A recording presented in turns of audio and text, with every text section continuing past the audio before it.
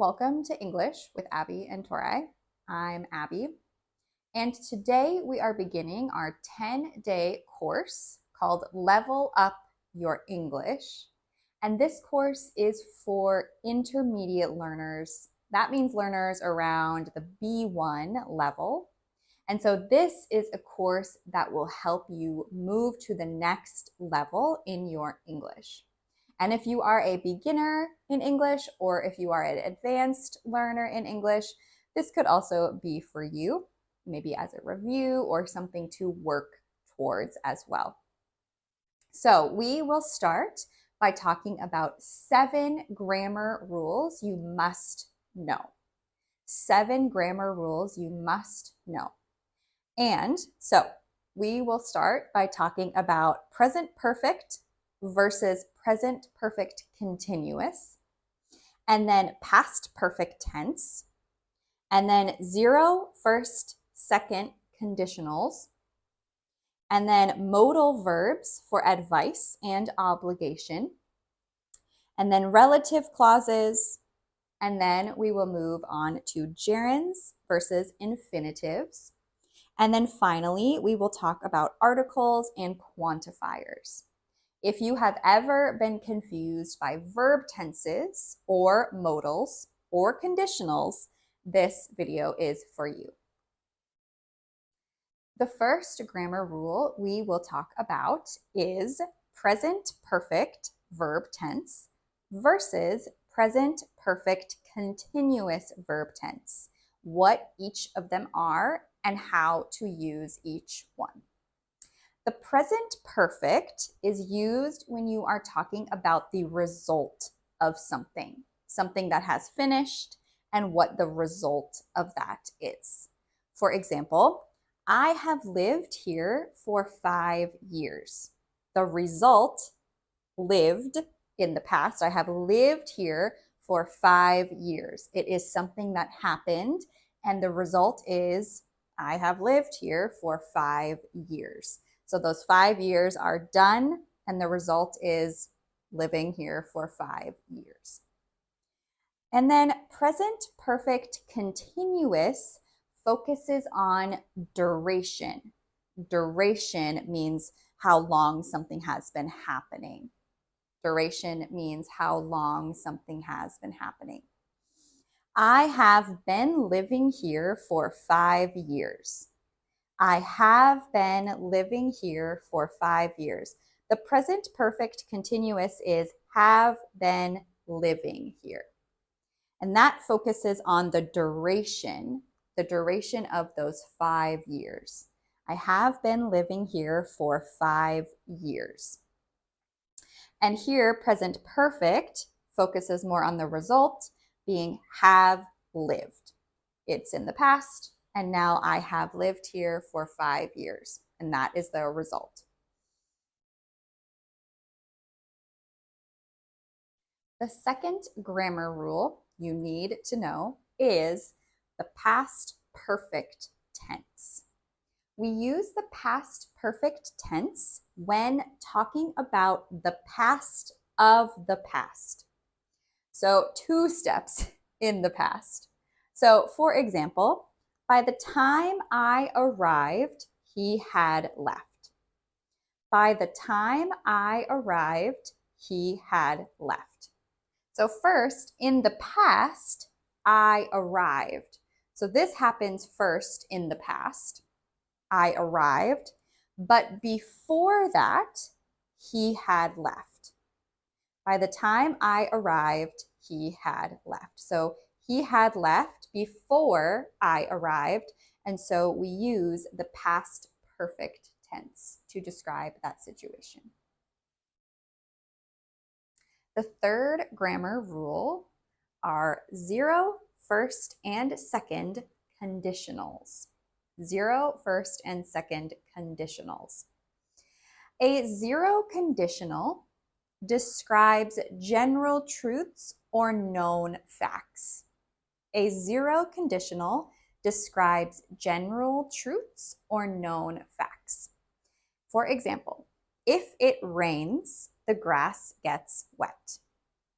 If it rains, the grass gets wet. The grass getting wet is conditional on if it rains. If it doesn't rain, the grass will not get wet. A first conditional is used for possible future events. A first conditional is used for possible future events.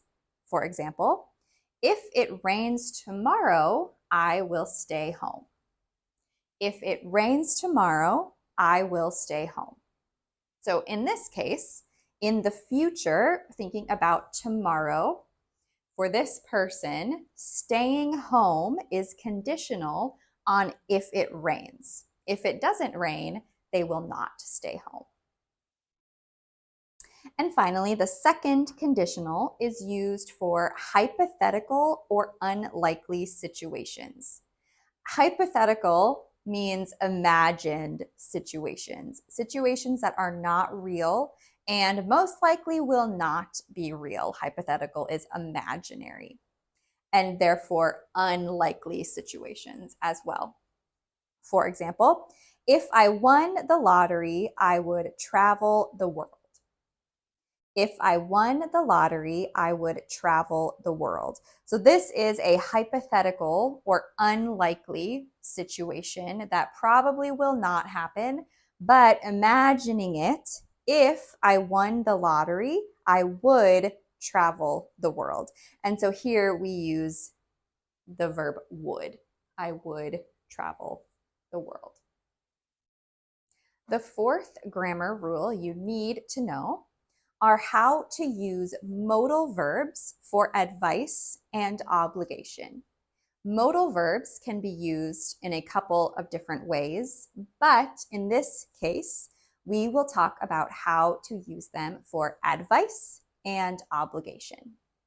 The way to use a modal verb for advice means you are giving someone some advice. You are saying you should do this, or here is something that I think you should do, or it's something that I think you need to do.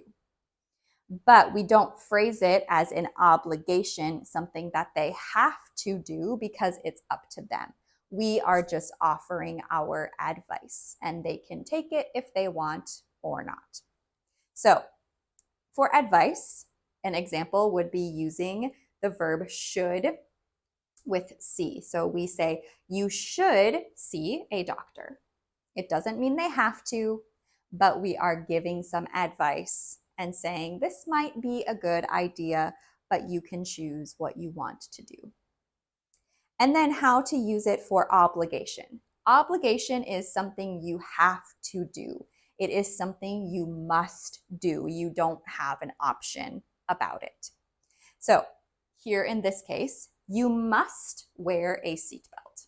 You must wear a seatbelt. Must here being that modal verb. You must wear a seatbelt. It's not a choice. You have to do it. The fifth grammar rule you need to know are about relative clauses and what they are and how to use them. First of all, a relative clause will begin with words like that, which, when, who, why, where, etc. And a relative clause is a dependent clause. That means it is not a complete sentence. It needs to be attached to a complete sentence to be correct. So a dependent clause that gives more information about a noun or a pronoun. So a relative clause begins with one of these words, and it is a dependent clause that gives more information about a noun. Here is an example. The book that you gave me is amazing. The book that you gave me is amazing. So I underlined the relative clause. That you gave me. You can tell by just listening to the sentence that it is not complete. It's missing something. It is dependent. And so it needs the complete sentence around it to help it make sense and be grammatically correct. So The book is amazing is a complete sentence. And we add in the relative clause that you gave me to help describe or give more information about the noun book. The book that you gave me is amazing. The sixth grammar rule you need to know is about gerunds versus infinitives, what they are, and how to use them in a sentence. So, gerunds and infinitives are both verb forms of nouns. Well, noun forms of verbs. And gerunds are verbs with an ing on the end. So they are the ing verb form. Gerunds can be used as the subject of the sentence. They can be used as the object of the sentence as well. Generally, they are also used after prepositions as opposed to infinitives. And so in these two examples, reading here is the gerund. It is a verb plus ing. And in this sentence, it is used as the subject. Reading is my favorite. And here in the second sentence, read plus ing, reading, another gerund. In this case, it is used as the direct object of the sentence. I enjoy reading.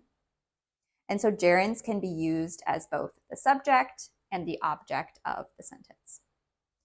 And then with infinitives, infinitives are verbs that have the to in front of it. To plus the infinitive form of the verb. And infinitives aren't generally used as subjects of a sentence. Native English speakers wouldn't say something like, to read is my favorite. That doesn't sound right, and native English speakers wouldn't say something like that. And so infinitives are usually used as the object of a sentence, like in this one. I like to read.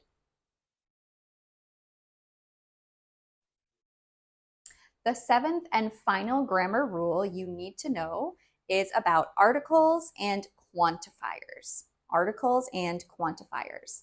Articles and quantifiers both come before nouns, and they are used to help describe nouns or say which noun or talk about the amount of a noun. And so articles are used before a noun to talk about that noun. In English, you do not always need an article, but sometimes you do. And so there are three articles in English, as we know: a, an, and the. A and the are used with a singular noun, as is an. They are used with a singular noun.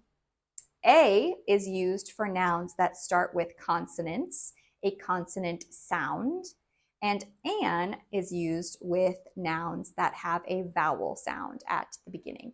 And I say sound because sometimes you'll see a consonant letter at the beginning, but it will make a vowel sound. And then quantifiers. Quantifiers are used to tell how much of something. And so we have four quantifiers: much, many, some, and any. And so much and many are used in similar ways, except much is used with nouns that cannot be counted, that you cannot look at and count it. So for example, I have much hope. I have much joy. I have much happiness. All of those things cannot be counted. But many is used with nouns that can be counted. I have many pens. I have many cars. I have many cookies. Pens, cars, and cookies can all be counted. You could count them. But with much, you use it with nouns that cannot be counted. And then some means not a specific number, but if I said, I have some pens, it could mean I have 5 or 10. It's a number, more than one. I have some pens, probably a couple, 3, 2 or 3. And then any, I will take any cookie. I will take any flavor of chips. I will take any car. That means you don't have a preference. You don't care which one it is, but you will take any of that thing. And so these are our 7 grammar rules that you need to know in order to level up your English. And I am wondering which tense or which rule you struggle with the most. So put a comment below with which one you struggle with the most and if this video was helpful for you in leveling up that skill that you are trying to succeed in. And be sure to subscribe and be sure to like this video and follow for the next videos in our course.